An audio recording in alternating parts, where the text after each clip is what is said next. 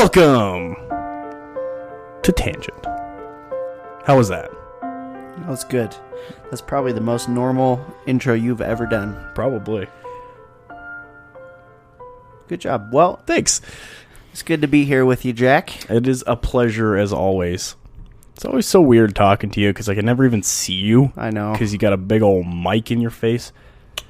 I Because can. you mount it upside down. You didn't mount it up like I do. Do you want me to switch it right now? Yeah, I want you to switch it. Okay, fine. It's going to be noisy. That's okay. It's worth it. I need someone to look at when I'm talking. Oh, wow. You could just flip that? Did you not know this? No, I didn't. You work in IT, my friend. You better learn. This is mechanical. This is not IT. I don't mess with arms. What if you ever have to set up a mic for somebody at work? This is actually way better, I feel like. Oh, yeah. I like this. I can actually see you now. Yeah. How you doing? Good. How are you? I'm good. Life is good. Good. All right. Well, we got ourselves a rip-roaring episode on traveling through time. Yes. So stay tuned for that. But first, what are we drinking today? We are drinking the Pear Edition sugar-free Red Bull. They didn't. This is the only Red Bull that. Well, okay, there's regular Red Bull that was sugar-free, and then this one that was sugar-free, and there were no other sugar-free ones. I thought all the flavored ones were sugar-free, though. No, none of. Well, if they are, they don't have the big blue sugar-free band around it. Oh, really? This is the only one that did, and there wasn't an unsugar-free, a sugared version. Unsugar-free. Yes, yeah. I believe that's the. I just really like pears, so I think it'd be good. Let's try it out. Okay. I'm hoping for like a pear Jelly Belly type flavor because those are delicious. Those are good. That's the only pear thing I've really ever liked. You don't like pears? I like them. I just don't like the texture of them. They're kind of weird, but I like the flavor. Give it a sniffer. It doesn't smell like anything. It smells more like regular Red Bull. It smells like the taste of regular Red Bull to me. Okay, well, let's give it a go. Tastes like pear juice. Yeah, that's good. Lightly carbonated pear juice. Yeah. Like when I crack open my can of sliced pears.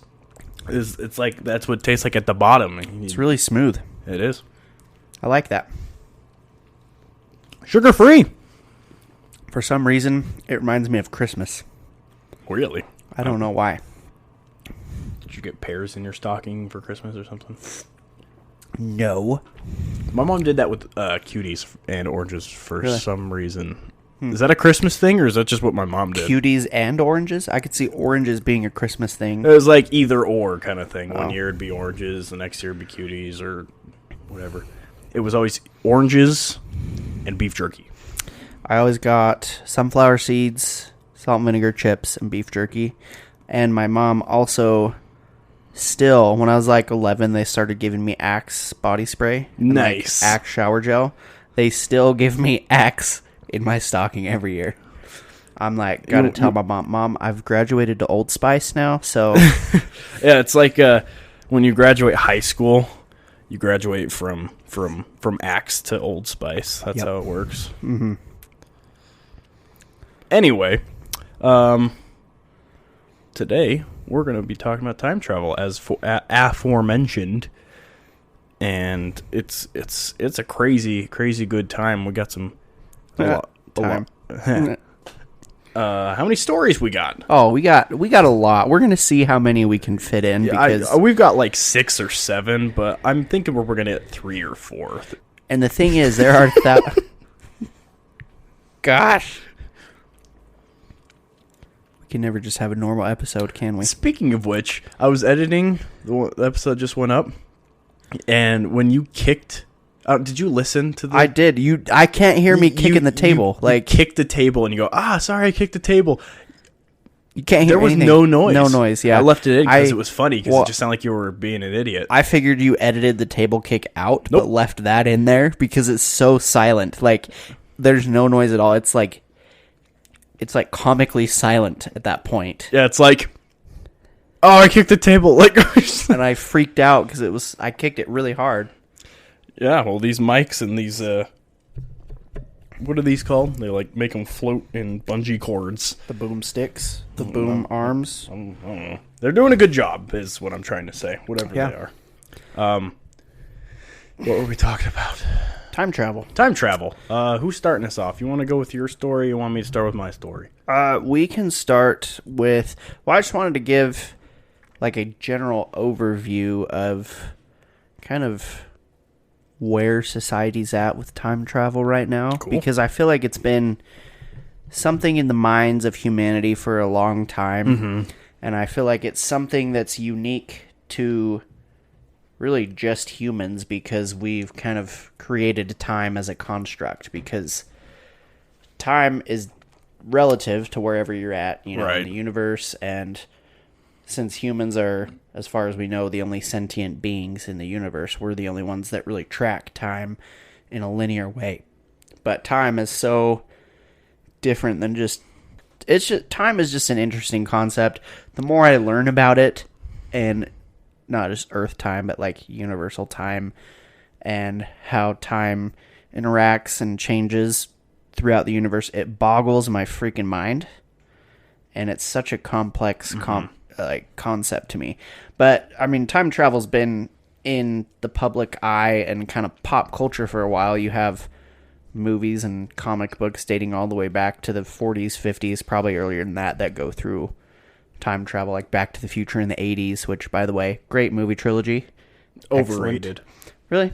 See, in my mind, yeah. See, I'd actually, now having watched them like 2 months ago, I might agree with you. They're great. Don't get me wrong. They're good movies. But that and Ferris Bueller's Day Off are so overrated in my mind. Dude, Ferris Bueller's Day Off is still great. It's overrated. I could see the Back to the Future just because I feel like the first movie holds up all right. It's not a great movie, but it's fun. Like, it's a fun movie to watch. But the second and third are just the exact same movie in a different time. That's what bothers me about the series. Is everything in the movies is the exact same. Like, they play the same jokes, have the same scenarios and situations. Yeah. So in that sense, the series doesn't quite hold up, but the first movie to me is still like one of my favorites of all time. Just because it's a classic. I love it. Well, I respect your opinion. But there's a lot of pop culture out there about time travel. Oh, yeah, of course. Things like that. So, like, what, Marvel, the biggest entertainment business in the world right now. Don't you mean Disney? I guess, yeah. Their last two movies were about time travel. Well, I don't actually remember. What were their last two movies? Well, the Infinity War, Endgame. Which one came before the other? Infinity War and then Endgame. Okay, so Endgame, they did the time travel thing, right? Yeah. I think there was another one that had to do with time travel. I won't lie to you. I haven't seen any of the Avengers movies since Age of Ultron. Oh, well, you're not missing out on much. Just, like, take Age of Ultron and then, like, add, like, 30 more characters. That's what you missed. I don't know why, but I've never... Not that I don't like superhero movies. I've just never gotten into them. I just never got on the hype train for them. I enjoy them. They're good. Like, I enjoy them too, but... All of Marvel's are the same movie in my mind. Yeah. But anyway, going back to time travel. Right. So the first thing that I ever saw that had to do with time travel was Back to the Future, but the first kind of like pop culture thing that I ever saw were some pictures. I saw these a few years ago, and I showed them to you earlier. There's one of like the hipster guy who back in the 1930s, it's this guy, and he's photographed in this group of people. That one's the most convincing for me. Yeah? Like, it just looks like... I don't know. Like, it looks so out of place. Yeah, like it is weird, and it's something. A lot of the other photos I've seen of supposed time travelers, like, you really have to look and be like, okay, I could stretch that maybe, but this one kind of jumps out right off the bat of like, hey, that guy doesn't fit in because he's a younger guy. Looks like he's probably early 20s. If you're listening, go to our Instagram or our Facebook right now and look at it, because we're gonna post them, and you can look at them alongside with us. Right. But this one is it's like black and white photo of like a crowd, right? Yeah, it's a crowd of older people. It's called, if you look up you're going to see it. Time traveling hipster is what they call it. And it's just, this crowd of older people, like 1930s era. So all the men are in suits with the classic hats on of the day. Everyone in the picture except for this guy looks to be older. Like, there's a guy right in the front of the picture that looks like he's 70 or 80, Oh, yeah, definitely. Oh, that guy, he might actually be dead. He's that old. He does have his eyes closed. But yeah, and then there's just he's the guy, the hipster's right behind him. You can see he's got some funky looking, kind of like Willy Wonka from the new Willy Wonka glasses on. More like goggles, I would say, but they look like sunglasses. And then he's got a button-up shirt with a T-shirt underneath it with like a screen-printed logo. Yeah, it looks like a graphic tee that you would find at Walmart. It kind of looks like a letter M to me, but I mean it's covered up, so you can't quite tell. But it definitely looks like a graphic tee, which I don't think they had those back in the 30s. It looks like was he holding like a camera or something? I can't quite see his hands, but maybe he's not holding anything. Maybe he's like kind of hands at his side, but kind of looks like he's holding something. Yeah, I mean that could be. It just looks like the collar of a shirt, but that could be like a strap too. Kind of the V there. Yeah, see, that's what I thought. Like maybe it was like a camera around his neck or something. But even his hairstyle, like back then, the men I feel like back then men wore trimmed haircuts. This guy kind of has like wavy hair. For that time period, it's long and yeah, just kind of like more unkempt. And you might even have remnants of like a 5 o'clock shadow. Yeah, plus he just doesn't look like the people of that time period to me. Like his facial features are just, like you can just tell he looks more like a modern person. So if you go to the like guy in the very bottom left photo, that guy looks like he could be the same age. Yeah. Give or take a few years. Right. Like obviously he's, I don't know, I can't tell, but he's not as old as everyone else around him. So I'm like, you can kind of compare those two and see. Yeah. There's something off about this guy. Yeah, just interesting that he's sitting there. There's another really famous one of a similar guy in a 1917 photo that looks like a surfer dude. So if you look up 1917 surfer guy, time traveler, you'll find something on it. He's sitting kind of on a rock on a beach with a bunch of people and super old timey. Like there's a woman in front of him with a dress and a top hat on. And okay, I think I found it. Which one? So he's in the middle left, sitting on a rock, and he's in shorts and a t-shirt. Oh yeah. And he just kind of looks more like a modern surfer guy, whereas everyone else is like formally dressed up. That lady right in front of him is in a dress and just kind of looks out of place too. That one not so much to me. But then there's another couple, like there's a really famous one in a Charlie Chaplin movie. There was a lady that was an extra in the movie, and she's walking across the set. There's a video of it. She's holding like a black device up to her ear and talking into it, and people claim that it's a cell phone. First thing to me with that is, if it was a cell phone, who would she be talking to? There's no towers. There's no service. Like, there's no probably way to charge that cell phone back then. I don't know. Maybe she came with someone else time traveling, and that's. But how did they get service?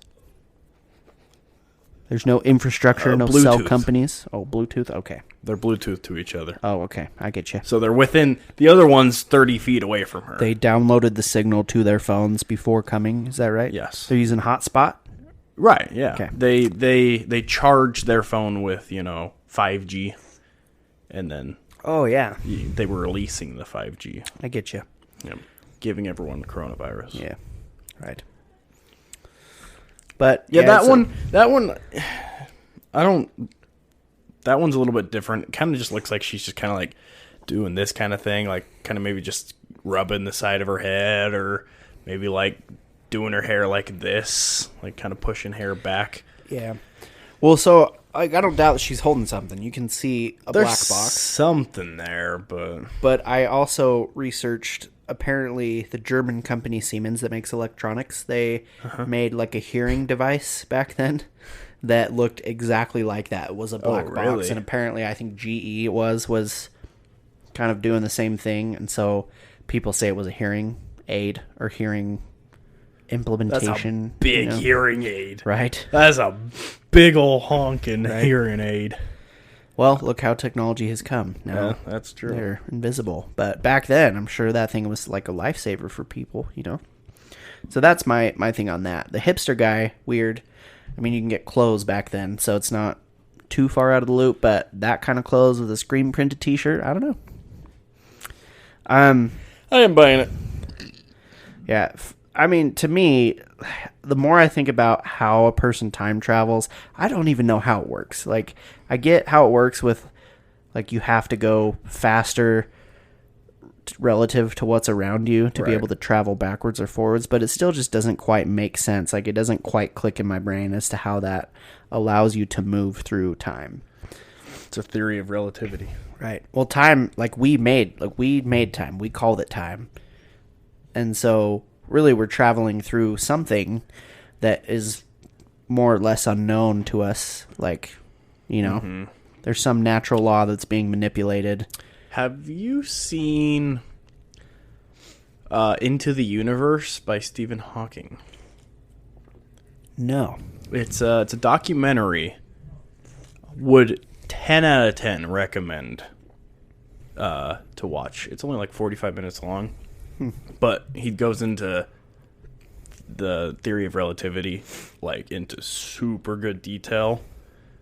And it's actually quite interesting. And also he talks about how traveling back in time is a paradox in and of itself, which I'm not going to get into that now because it's mind-boggling, but it's super interesting. And he talks about how going quickly moves you forward in time and how going back in time is actually impossible because of the grandfather paradox. You ever heard of that? I'm sure you have. I've heard of it, but I don't know what it is. You would as soon as I tell you. It's like if you go back in time and kill your grandfather, then how did you kill your grandfather? Because if you killed your grandfather, your father was never born, and then you were never born, so you could never go back in time to kill said grandfather. Right. It's a paradox. Okay. So apparently, according to Stephen Hawking, that paradox in itself means that it's impossible. But yeah. I mean, I remember I took a class in college that was about the universe, and we learned about light and gravity. The more that I hear about time, the more that I see it tie into light, because like the speed of light, and you have to go faster than the speed of light apparently to travel through time and all these things. And kind of, but yes, but related in some form, right? And the way that light interacts is directly related to gravity. So I remember learning about how light will bend around objects that have a greater gravity. So you can observe light bending around things like that. And then I also remember hearing about astronauts that would go into space and they'd be out in orbit with a lower gravity and they'd come back. And like you always hear that thing of like, oh, if astronauts were to go up in space for this amount of time, they would only age this much. And then they'd come back and everybody else would have aged this much. Like, that whole thing. So it's just so mind-boggling, and I wish I could understand it and put together the pieces a little bit better. Watch that documentary, man. It'll help. I should, but time travel in and of itself is a crazy concept. Like, I still don't know yet whether or not I believe it. Mm-hmm. Ew, you almost threw up there. I had a bad hiccup, and then that was weird. Yeah, I still don't know whether or not I believe it, but I would love to believe it and, play that out as a reality. Here's the thing, though, is that if it were real, I feel like we would know about it for sure, because people would have come back to tell us. But hey, there are tons of people that claim they did. So how do we, When I was in junior high, maybe it was high school, I think it was junior high, me and my best friend at the time both put reminders in our phones like 4 years from then or something like that. Or it was more than that. In fact, it's probably still in my calendar, as long as, it stayed with my phone. Probably didn't. But, we set a reminder for 10 years into the future, and it was if, the reminder said, if we are able to or invent time travel on this day, go back to the day that we made it, in that reminder, and tell our younger selves about it. And it hasn't happened yet. See, that's my thing, is I feel like I would have met somebody or known something that happened with time travel. Like, why would all these terrible things happen if somebody could have gone back and stopped it? And maybe not caused a huge paradox, Well, maybe someone already did, and this is the cause of it. Potentially. 2020 is a freaking dumpster fire, I know. Or maybe this is the better option than whatever else could happen. I don't know. You never know. Potentially. All I know is that there are some weird things out there. There's a guy named, have you heard of Hakan Nordvist? I can honestly say I have not heard of that man. So he is from Sweden, and he claims that he time traveled forward after one day fixing his sink. So he lived, I don't remember exactly what year it was. I'm trying to find what year he lived in at the time. So he transported to 2046. I believe it was back in 2006 that this happened. He transported forward to 2046 after falling through a wormhole in his kitchen sink. So he was under the sink fixing some pipes. And then all of a sudden it was in. He just realized, like, wow, later. This cabinet under here goes way further back than I thought it did. And so he slowly starts to climb through the cabinet and then comes to the end of the cabinet and there's a door. So he opens the door and he's in 2046.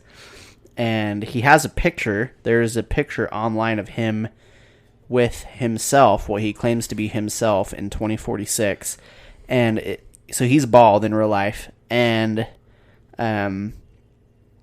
he takes a picture of this man who looks like to me, he looks really convincing as to what this man would be when he's 70 years old, and they have the exact same tattoo in the same place on their arm. And so he uses that as his proof to say, hey, I time traveled, and this is the proof right here. What was his name? Hakan, Hakan. Nordvist? Nordqvist, yeah. Okay, let me see this. Images. So it's going to be one of the first. Oh, yeah, I see that. Well, I mean, they're both bald. Yeah, I wish it showed the tattoo. If you look up Hakan Nordvist tattoo. I've got them both up on the same picture here. Yeah. The one thing with that to me is that one of those tattoos looks bigger than the other. Yeah. And it doesn't look faded at all. Like, you'd think with time. I don't know, mine looks faded. Does it? I mean, it looks more faded than the other one. But, I mean, the thing is, the guy's pretty much the same height, like same build, got similar face, and the exact same tattoo. So, who are we to say that didn't happen, you know? But kind of crazy.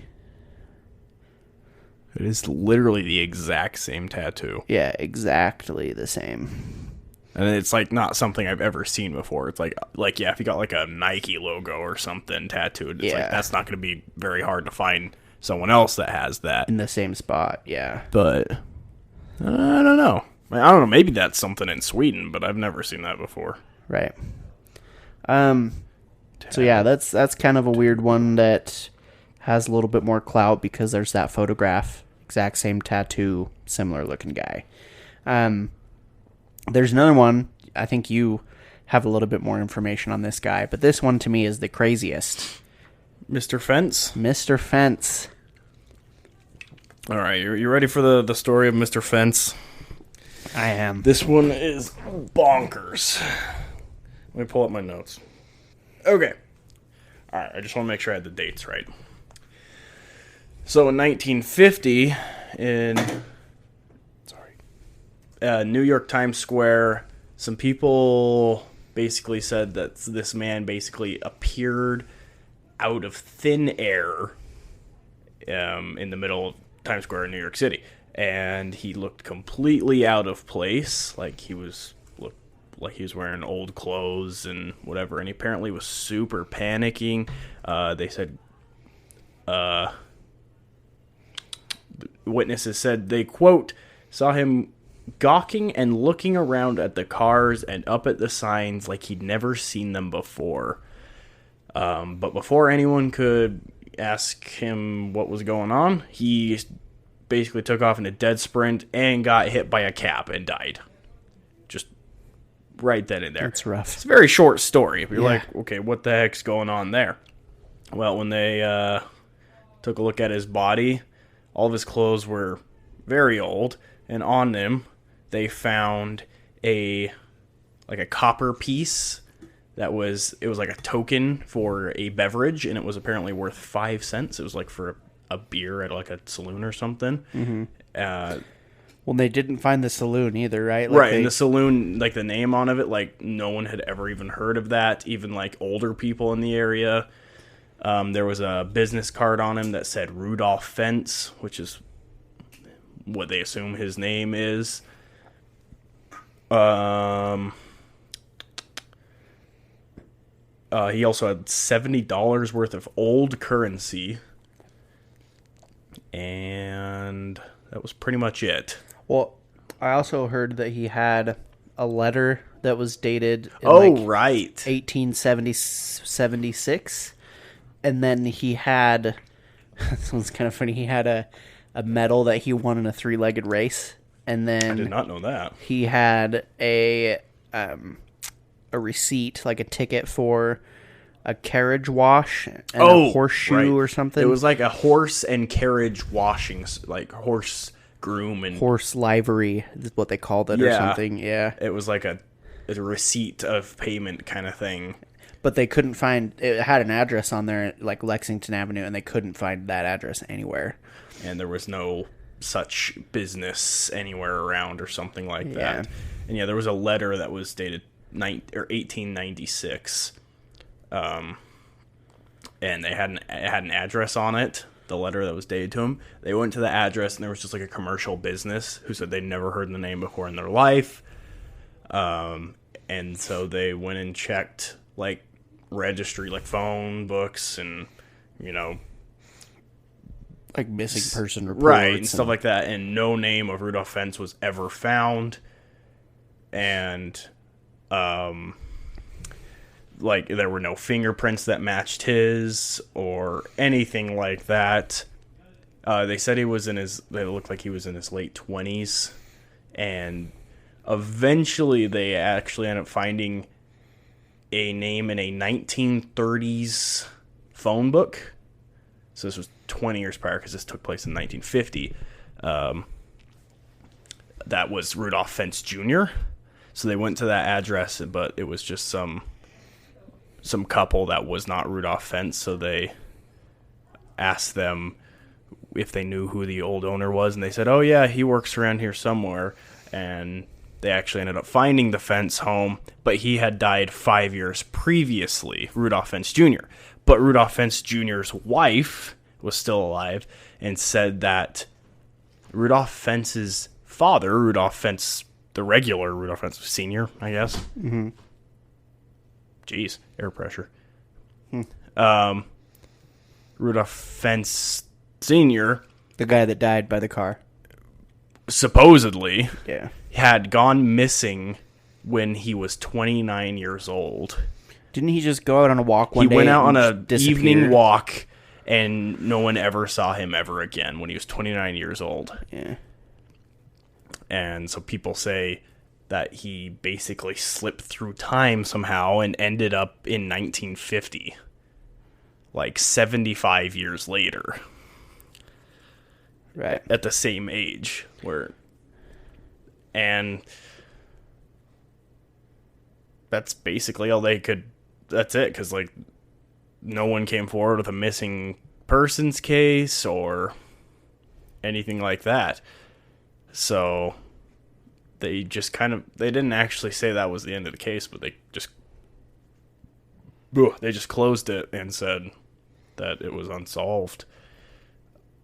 But as time went on, they actually thought that like they never could find any source material, because I think they went back and tried to solve it or something. Mm-hmm. So they could never find like the newspaper that said that this event happened in 1950, or they never found any police reports or anything like that.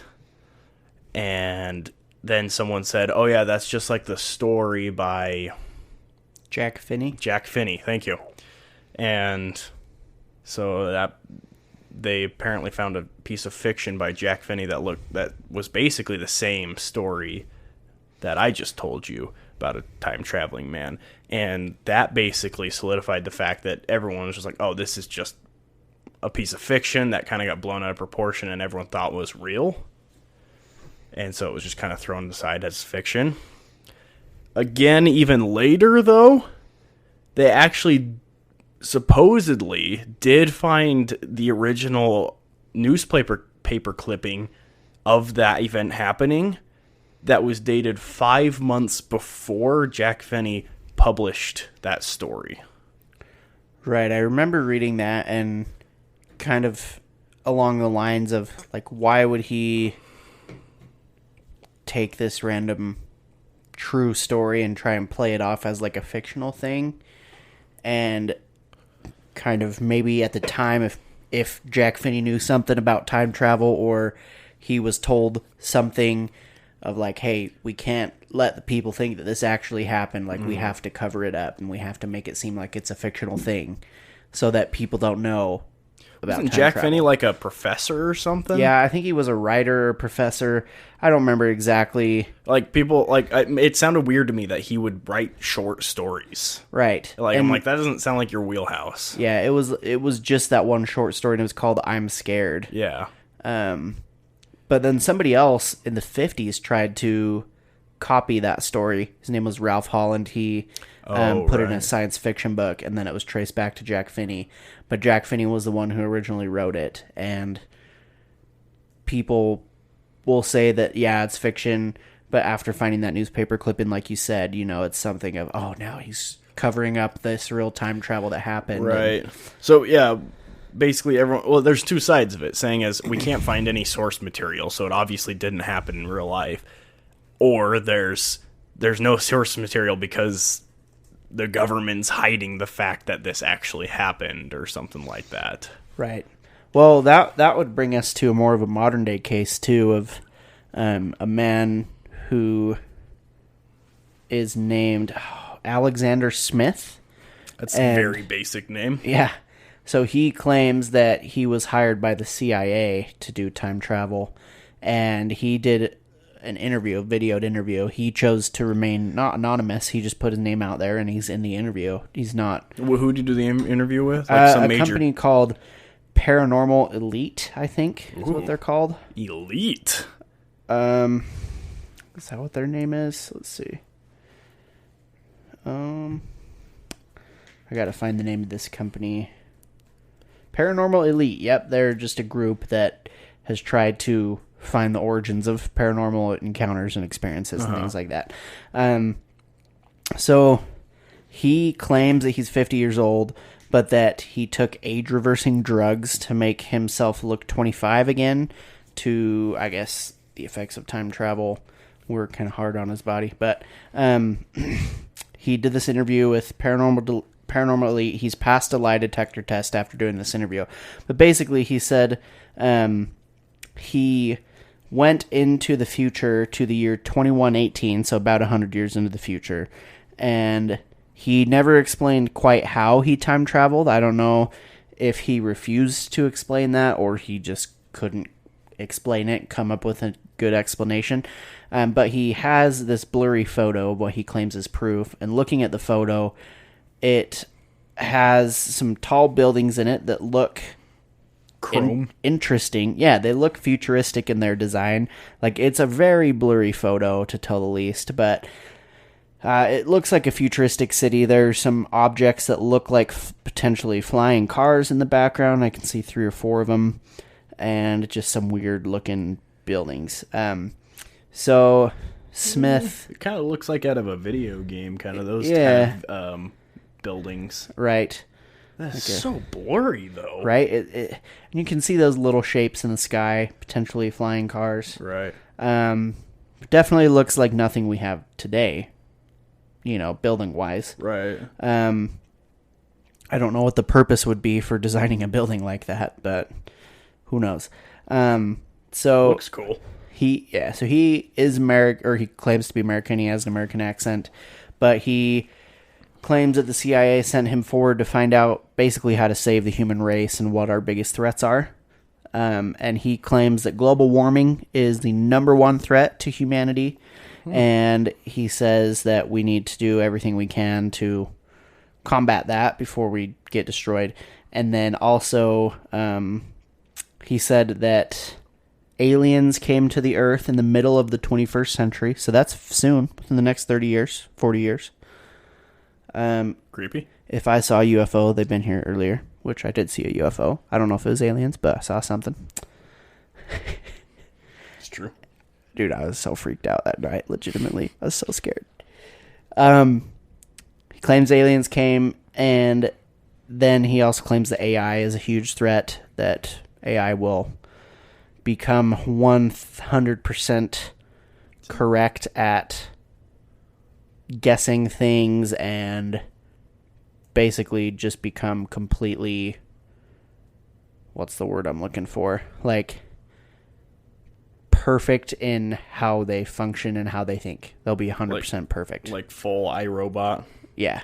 Like, it will be flawless, pretty much. AI will be completely flawless. And so he claims that they'll rise up to take over and come kill the human race. iRobot. But global warming is the biggest threat. Good to know. So, he also claims that the CIA told him he couldn't increase his monetary wealth because the interviewers asked him, like, why don't you play the lottery? Why don't you win billions of dollars? And he said that the CIA told him that if he did that, it would cause a paradox and potentially end the human race. And so he said that the CIA paid him handsomely, was the word he used. And they just forbade him from doing that.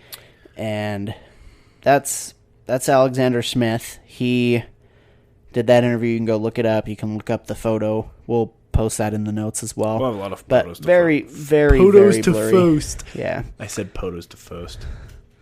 Photos to post. My problem with that story is the CIA would never let him just go and openly talk about that. Would they? See, I don't know. That just doesn't sound like a CIA thing to do. It sounds like a top secret mission. Right. Well, I mean, maybe they're just like, tell whoever you want. No one's going to believe you. Doesn't matter kind of thing. I don't know. Yeah, well, I could never find when he time traveled from to the future. It's like, say he's so it could have been like 20 years ago and he's retired now. Yeah, kind or of thing. say he traveled to the future in the year 2022, so it hasn't technically happened yet. Gross. And so the CIA currently doesn't know about it, so he comes back to before he did it to warn us or something, and I don't know. That'd be my thoughts, but at the same time, like, you would imagine that in the future, if he were time traveling, they'd have some way to keep tabs on him on where he is. Like, hey, he went back to 2020. We got to go get him. Like, we gotta warn the CIA. I don't know, but it is fishy that his photo is that blurry, which he claims. And there's another time traveler that claims the same thing. He claims that the time travel process, like the way that time travel works, is that the molecules and atoms in the objects or people time traveling have to be in a more liquid state or more fluid state, I guess, to be able to move through time effectively, which in the case of the photo causes it to get blurry. To me, kind of a total cop out. Yeah, for a badly photoshopped picture or something. I don't know. But the video itself is also very pixelated. So it would be interesting to see that photo not like in video, person. Like in person, because the video is pretty pixelated. That's like in that video, I would not be surprised if he were the alien that said he came to Earth, because he kind of looks like an alien. He's very wrinkly. Yeah. But there's another guy named Noah who he's come out and apparently said he's fake on YouTube. I don't know if it's the same guy or not. No, it was big. I remember a couple of years ago. I remember that, like, seeing that on TV. But he had the same picture, like almost the same picture. I'm trying to find it out. I'm trying to find it because he claimed the same thing, that he traveled to the year 6000 and that he saw a cityscape and he took a picture of it. I'm trying to find the photo that he shows because it's almost the exact same as the photo that Alexander Smith shows. Let's see. I don't see it. Time traveler photo. Oh, I can't find it now. I gotta find it. This one? Similar to, I don't think it's that one. It's let's see. It's this one right here. What do I need to Google to find it? So I just went to a website, but it's this photo right here in another very blurry video. But I'm going to pull it up real quick. Oh, crap, the video's loading. I wanted to get it in full screen.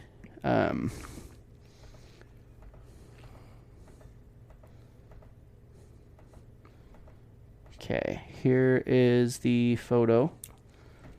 I mean, the buildings are slightly different, but pretty much the same kind of cityscape picture, same color scheme of picture. Yeah, that's incredibly similar. Yeah, it's incredibly similar. And that one's Noah? That one's Noah. So, and he came out and said that he came out and said that he fooled the internet into thinking he was a time traveler. But, right. I mean, there's really no way to verify that was him because he was anonymous the whole time. Right. Yeah, they have his face covered in all the interviews, but... he took a lie detector test and it came back true. Right. Yeah, he but did. I mean, yeah, but I mean, if he was believing his own lie as a lie, you know... You can't... Yeah, they're not permissible in court, you know, whatever. Right. But, so that seems to be the theme, is that anyone that takes a photo in the future and brings it back, it's not good proof because it's all blurry or whatever. I say, why not bring back a piece of technology or bring back something that can legitimately prove, you know, there was, I read some lady that said she went to the future to the year 6000 again, and that in the year like 4200, we resurrect dinosaurs and bring them back to the planet for fun, like at zoos and stuff, and that they just ended up killing all the humans and animals in the areas where they lived. I could tell you that much. Yeah, but there's a lot of weird cases out there of people going and coming back and giving different warnings and things like that. There's also, you know, things like the Mayans predicting 2012 and all of that kind of stuff, and how did they know if 2012 was going to be the end of the world or whatever. Right. And a lot of things with like ancient Egypt and that picture we were looking at an ancient cathedral in Spain today that depict things that seem to be like modern astronauts or aliens. Oh, right. And, you know, potentially people that went back in time, and how did they know what they looked like? People time traveling back there and showing themselves to them. So a lot of weird things globally that would hint to it. It's not just one or two things, you know? Right. Like, it's a lot of things. It's crazy to think about. Yeah, I still don't know how it would even be possible. Well, it's not for us to understand. Yeah. There's one more story I wanted to go over. I've been talking a lot. If you have something you wanted to say. I have another one, but well, you go first. Okay. So this is a story from the 30s about a man named Victor Goddard. And he was a very distinguished flight marshal, is what they called them. So, I inhaled my Red Bull. An air marshal. You what? I inhaled Red Bull. That's not good for you. Yeah, no. Okay. There's Vince Goddard, Gerhardt. Victor Goddard. Same thing. So he was a very distinguished air marshal in the Royal Air Force. The Royal Air Force? Royal Air Force. Wow. Yes. So as far as I know, at this time, that included Scotland and Wales because it was the United Kingdom. Or I think it was Great Britain, not the United Kingdom. Okay. I finally learned the difference the other day. Apparently Great Britain is so there's Scotland, Wales, and England on the same island. Uh-huh. That's Great Britain, but the United Kingdom includes Ireland. Yeah. Weird. Yeah. So Great Britain is in the United Kingdom. Yes. Weird. What's up with those Brits? I don't know.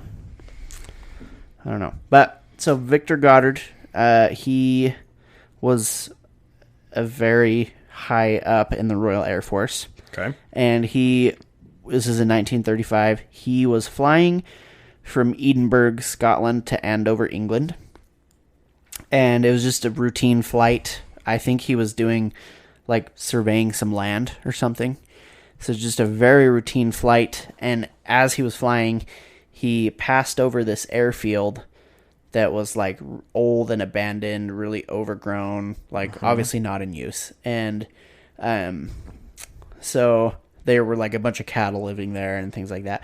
So he said as he flew over, he just didn't think anything of it. He just thought it was interesting. There was an old airfield there and somebody had made a farm there. So he continued and got to Edinburgh. And then a couple days later, he had to go back to Andover.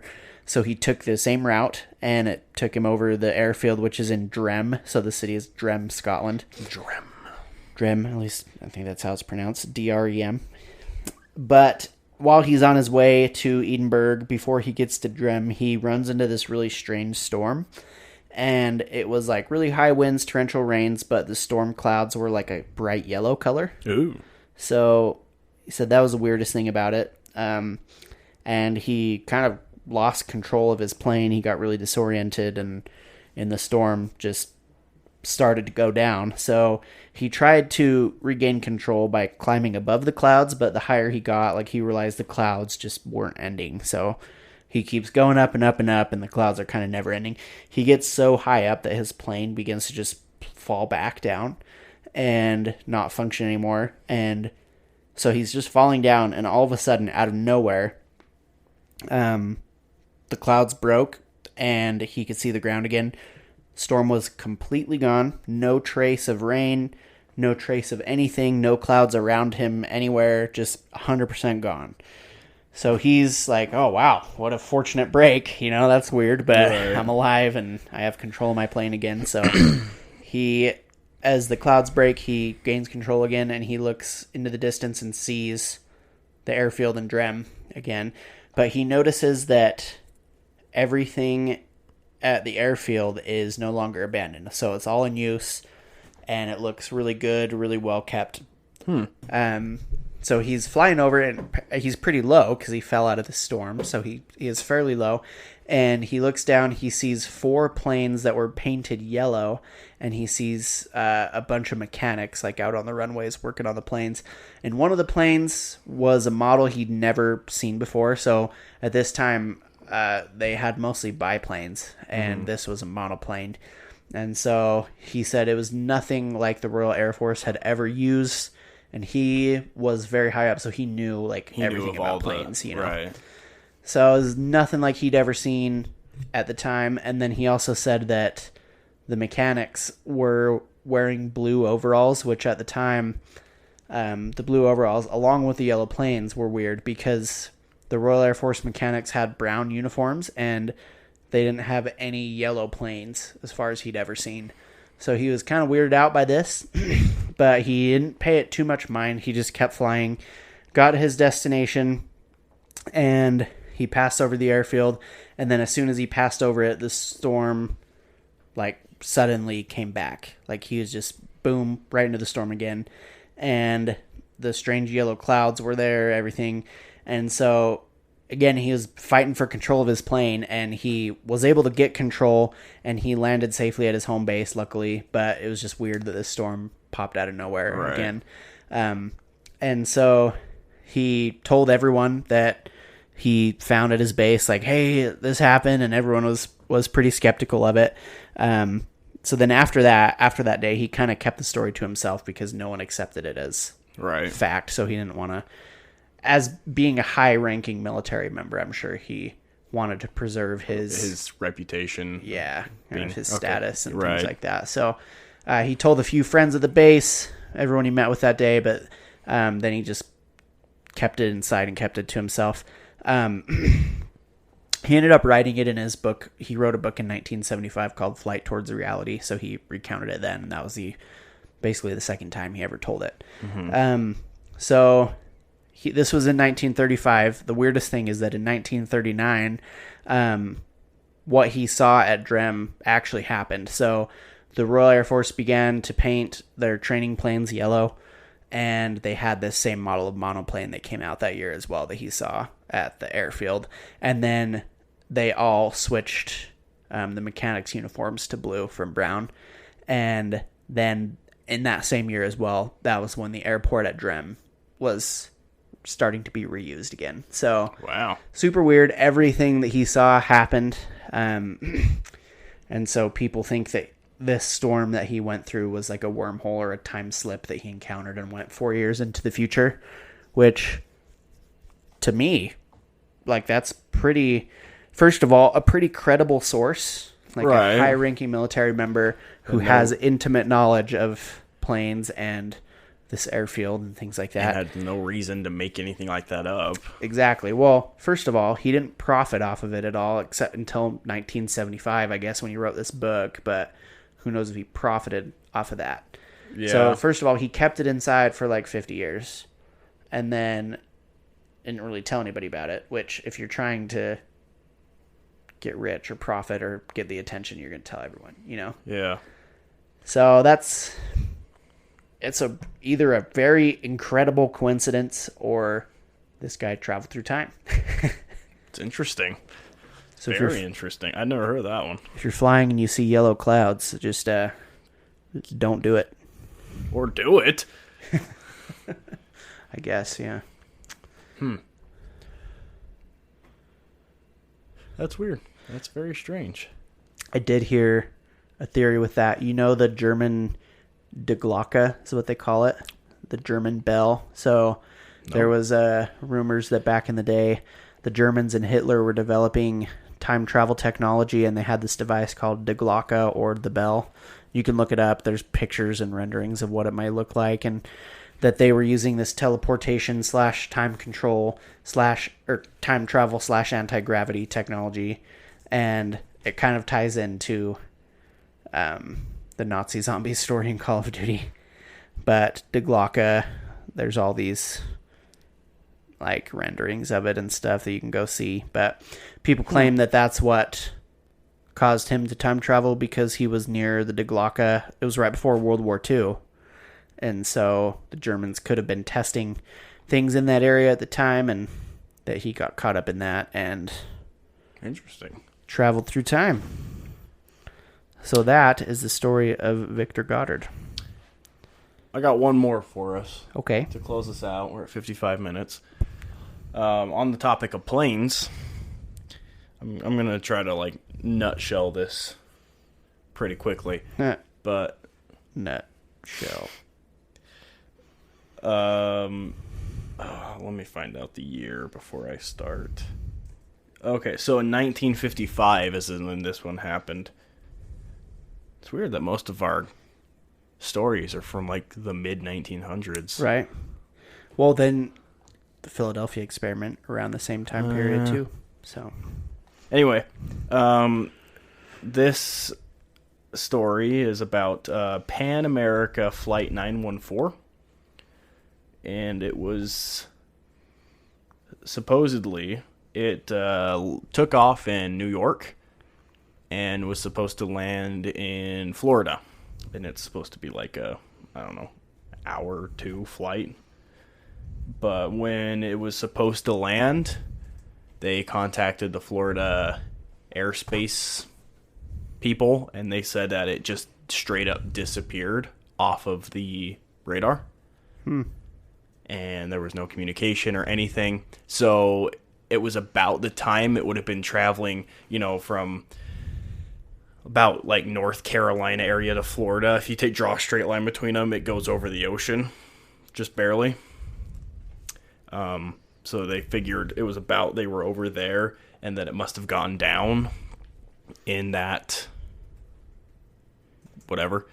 And so they went and sent search parties and airplanes and all sorts of stuff, but they never even found a trace of it. No pieces, no, nothing. And after so long, they just basically came out and said it must have drowned or sunk, and everybody on board drowned. Like, that's the best we got, because it never ended up showing. It just disappeared. So nothing too crazy there. Very sad, but nothing too crazy. But 37 years later, gotta find out which. Man, I'm really struggling to find this. Caracas. Venezuela? Yeah. So 37 years later, in 1985, I don't remember what year, but add 37 years to 1955, and in Caracas, it apparently just all of a sudden showed up on like a radar. Like it didn't come into the radar. Something just came up on the radar, and the guy, it gave his name, but I don't remember it, started like freaking out and started talking to the plane, and they actually answered back and said, "Hey, this is Pan American Flight 914. We're supposed to be landing in Florida, but this doesn't look like Florida. Where are we?" And he's like, "This is Caracas, Venezuela." And they're like, "Oh, wow, what the heck happened?" kind of thing. And they're like, "Okay, well, let's get you landed and we'll figure out what's going on." And they noticed, like, when they started seeing the plane, it was like had propellers on it, which at this point they didn't use propeller planes anymore. Right. And they're like, "What the heck's this thing about?" So they're like, "Well, let's just get him off the plane, then we'll figure it out." So they landed, and he was still talking to him over the radio. And they're like, "Yeah, we were scheduled to land," and he said the time and date, and he said 1955, and the guy was like, "You realize it's 1992 or whatever it was at the time? I can't remember. I think it was 92." And they were like, "What?" And they're like, "Yeah, it is." And they like start freaking out, like panicking, like, and getting angry and stuff. So they're like, "Okay, we need to get these people off the plane now," because there were passengers too. It was a passenger plane. Right. So they went out, tried to get them, but as soon as they got out there, like, they shut the door, started up the engines, and took off. And then as it was flying away, it disappeared from the radar. Weird. Yeah. Did it ever land anywhere else, or did they just... Nope. That was the last it was ever seen or heard of again.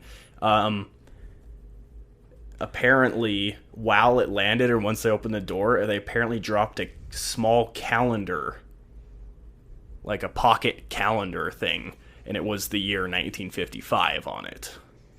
Like on the runway, they found it. Dude, that's insane. Do they have any records of the communication between... Probably not. I mean, they never do with these kinds of things. Let's see. Yeah, dude, that's insane. Like, first of all, how do you just not realize that you're traveling through time? I would imagine there's got to be some kind of something that would happen where you're like, something's going on here. Something's not right while you're in the air. But who knows? Maybe it's a seamless transition to 37 years later. Maybe. I don't know. But then again, how weird, like, I think, like, oh, these guys were panicked. But to think about me in that situation, if I landed right now and they're like, yeah, it's the year 2057, and I just took a 2-hour flight to Denver or something, like, right. I'd start, like, really freaking out. Like, that'd be so freaky, Yeah. Well, I mean, they freaked out too, to the point where they thought taking off again was a good idea. Maybe they're just if like, the story's true. Maybe they're like, these guys are jokers. Let's go to the next airport. Well, obviously, if they're in Venezuela too, the pilot's probably like, well, we missed it. Let's go back or something, Maybe. But then it just disappears from radar too. Right. So at that point, is it the plane or is it like something in the air? Because does it say where in the path they got lost from New York to Florida? Like, yeah, they said over the ocean. Over the ocean. Right before. So, let's see. So would that be the Bermuda Triangle? No, I don't think it quite reaches up that far.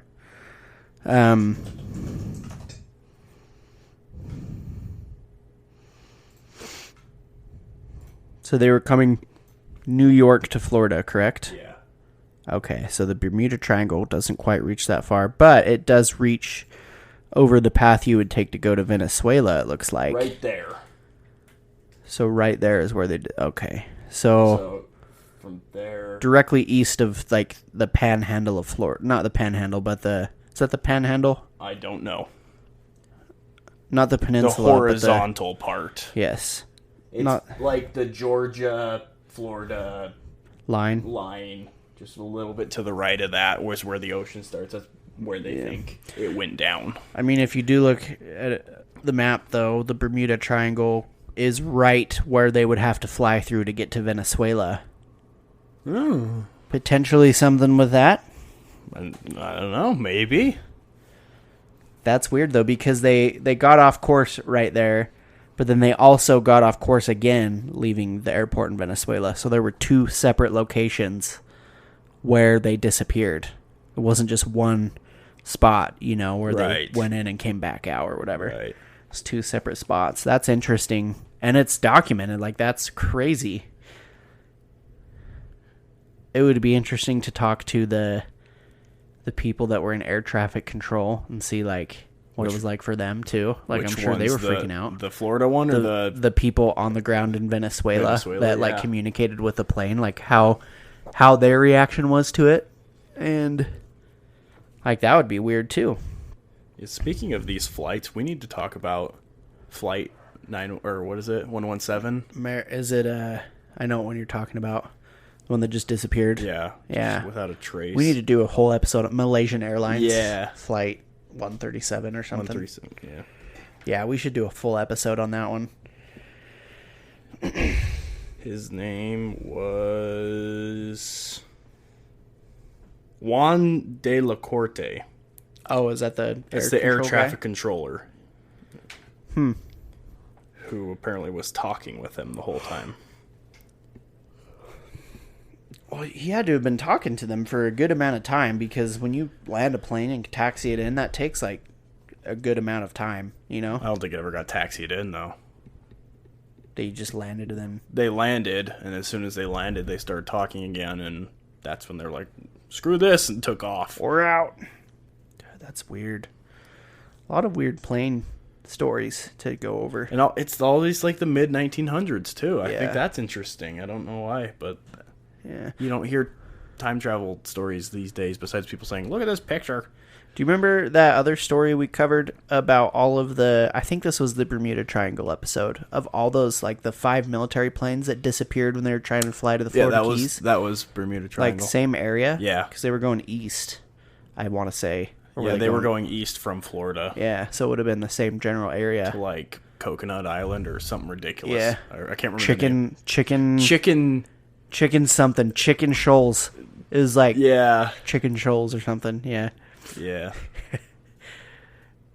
Time travel's weird, man. It boggles my mind. If there are any time travelers out there, come be a guest. Come and visit us. Tell us if it gets better.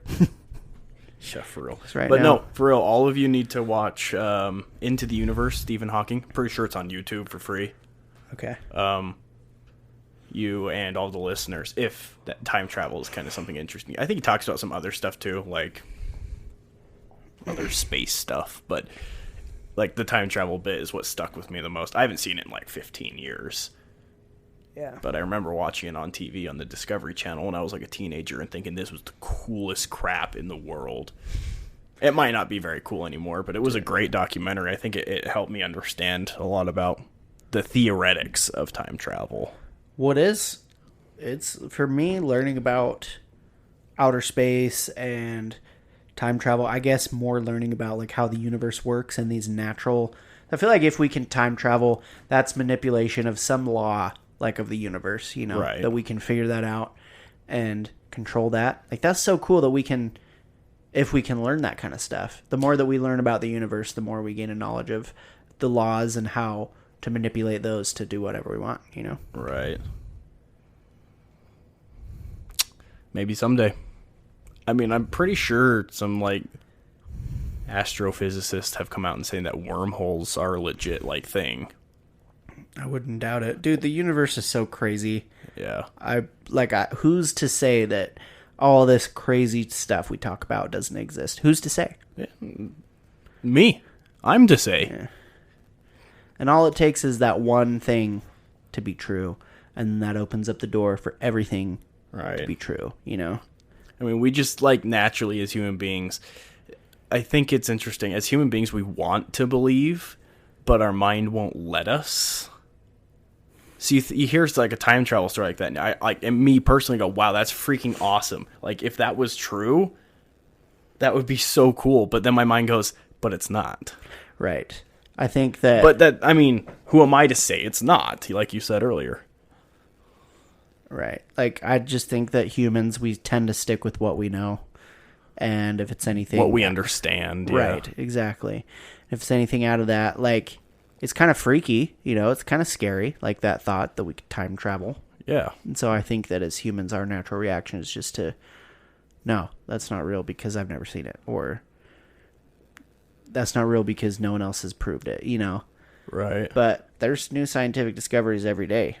So like, someday, I mean, the Pentagon came out and said, yeah, these UFO videos are real. Right. They didn't say they were aliens, but they are unidentified objects that were flying in the air. So they are UFOs. Right. So who knows what they'll say next. But yeah, that's time travel for you. I mean, there's a lot more stories out there. Those are just a few that we picked and chose.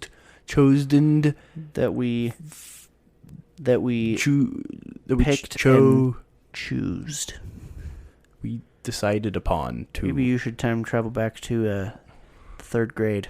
Learn some grammar. I'm the best. But yeah, thank you for listening. We hope you enjoyed this episode. It's a little bit different than normal. Usually we have like one or two specific incidents that we just talk about the whole time, but this was as a topic. I like talking just about a topic the whole time. It was a good. Yeah. Let us know if you liked it or if you hated it. Give us a 5-star review wherever you listen. That helps us out. Again, I'm pretty sure you can only do that on Apple. No one else does ratings for podcasts. Still helps us out. Which is weird. Which I find weird. I can go rate Flappy Bird, but I can't rate something I listen to on the daily. Yeah. Well, send us some messages on the social media. Yeah. In the show notes, I'm changing it. I'm not going to put each individual one. I'm going to put our website. And you can click on our website link, and that you can click on the little Facebook button to go to Facebook. There's an Instagram one, and there's a Twitter one. Yep. If you want any more, I don't really know what other options there are. Let us know also if you're interested in merch, because we could maybe get that going if people are interested. Oh, yeah, well, I have had people. I do have a Tangent shirt. Don't you have a Tangent shirt? I have a Tangent shirt. I almost wore it today. I almost broke it out. Those are nice shirts too. Like, I like the look of them. Yeah, we had a friend make those for us, a fan. So yeah, we could look into that. I didn't think about that. If you want merch, send us your designs for what you think our merch should look like a cool logo. And if it's cool enough, we'll give it to you for free or something. Yeah, we'll include it on the shirts and we'll give you a free shirt. Share with your friends. We're at that point in an early podcast life that an extra oomph could really, really help. So anything you got, share with your friends. Word of mouth is the best thing for us. Right. So you'd be surprised how many people are actually interested in this kind of stuff. Right. Like I remember talking to someone that I was just like, yeah, they're like a totally down to earth person that like cares about nothing but the facts. They probably listen to like math podcasts. And then I told them like, oh yeah, I do a podcast. Like, oh yeah, what about like this? I'm like, oh, that's so cool. Like, and they like said, have you heard of this story? And I was like, no. And they like told me a little bit about it, and it was a crazy story. I'm like, wow, yeah, you'd probably like our podcast then, maybe. Yeah. So, yeah, you'd be surprised.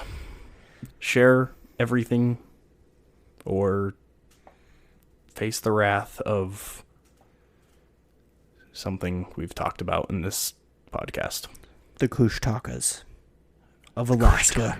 I forgot about. Was that our first episode? That was our second episode. Second episode. I've been going back and listening to all of the episodes. I should do that. We have not improved. All right. We have not. No, we have, but I mean, it's fun. Like, I like that it's unscripted and things like that, but we're pretty much the same, which I guess is good. Okay with that. We keep our styling, and it's still fun. But yeah, it's been fun to go back and listen, and to me, we're really funny. So whenever I listen to them, I laugh at us. Yeah. I'm not sure how funny other people think we are. I get texts every once in a while from friends that are just like, dude, when you, like, I got a text the other day. It said, when Austin showed you the picture of what the Witch Elm girl would have looked like, and you just screamed. He's like, I was dying. Oh. It's like, oh, what the heck is that thing? We made some comments about that in the podcast. I don't remember, but we referred to it later of something, and it was like I was laughing really hard at work, and everyone was asking, like, "Why are you laughing?" Because I'm funny. Jack and I are funny. The problem is I edit these, so I listen to them so I hear us talking about it, and then I go and edit it, so I listen to it again, and by the time it comes out, I'm like, I don't want to listen to myself ever again, kind of thing. So, but maybe I could go back to the old ones, because I can't really remember some of those. The old ones are good. We have some cool things that I kind of want to revisit, too, like some other topics where we were like, we should do a full episode on this. So go back and maybe we should. I'll go back and listen, and we'll make a list of them. Yeah. As for states, what did we do last? We did Florida. We still need to get Florida out. Well, by the time you listen to this, Florida should be out. Right. That means Georgia. What's after Georgia? Hawaii, and what would be after that? Idaho. Wow, you were really fast at that. I remember the Alabama, Alaska, Arizona, Arkansas, California, Colorado, Connecticut, and Delaware, Florida, Georgia, Hawaii, and Idaho. That's a song? Illinois, Indiana, Arkansas, and Illinois, Indiana, Iowa, and Kansas. Learned that in like 5th grade. I did not. If you are from, I don't know about Georgia. By the time this comes out, we might have already recorded Georgia. But if you're from Hawaii or Idaho and you have some ideas, shoot us to them before we record it, so we can talk about them if you want us to. Yes. Sorry, Georgia. We'll probably... I mean, you can still send them to us and we can get to them later, but... Yeah, we can always double back. It's not like we're super, like, on script with everything. Like, no, we can't go back. Like, we're pretty lenient on a few of the rules. Pretty flexible. Yeah. So let us know. Donate to the Do Fund. Yeah. Donate to the Do Fund. Jack and I need ideas for drinks to try, too, because... We're running out. We have, cleaned out our local... You know what I was thinking we should do is we should, just start making our own drinks. Like, oh, this is a third Mountain Dew with half a cup of fruit punch and a splish of... whipping cream. Maybe. And they'll probably all be awful, but that actually sounds freaking delicious. Yeah, it kind of does, actually. Yeah, send us, if you want to send us drinks, too. Let us... Send us drinks, send us stories, share with your friends. Send merch designs.